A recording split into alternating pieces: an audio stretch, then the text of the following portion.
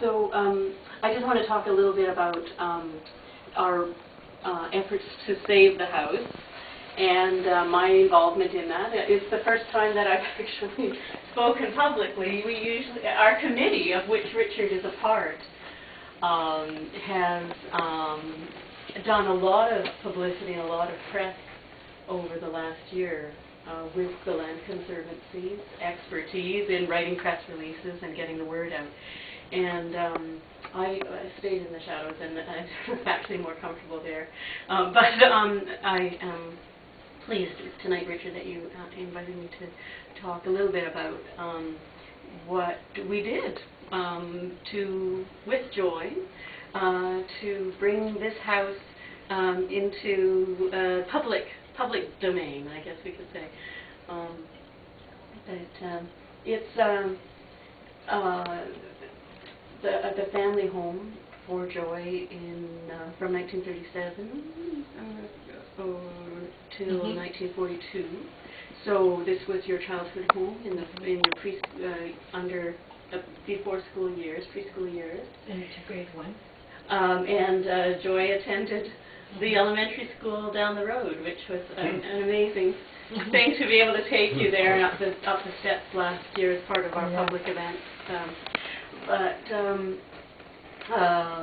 Removed in 1942 after the bombing of Pearl Harbor with the many other Japanese Canadians from the coast who were required to be behind a 100-mile border, 100 miles from the coast. And so many of you know the story, I'm sure, about removal to internment camps in the ghost towns of the Kootenays, and also in the Fraser Canyon and Sparwood, Greenwood area. It's Joy, if I may tell your story a little bit. It's a place that you always wanted to come home to, and you write in Obasan about your recollections as an adult about what being a child here. And I think in Obasan you say that at probably about age 17 you wrote to the people who lived in the house and asked if it were ever for sale, if they could please let her know, and you'd buy it back.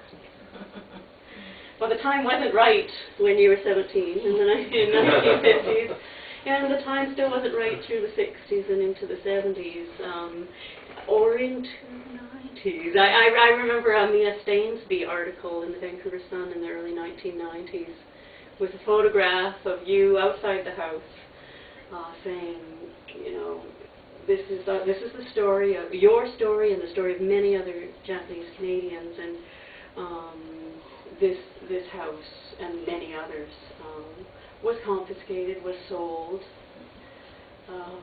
and we would like it returned, something like that. But it wasn't really that you were wanting it returned out of for compensation or for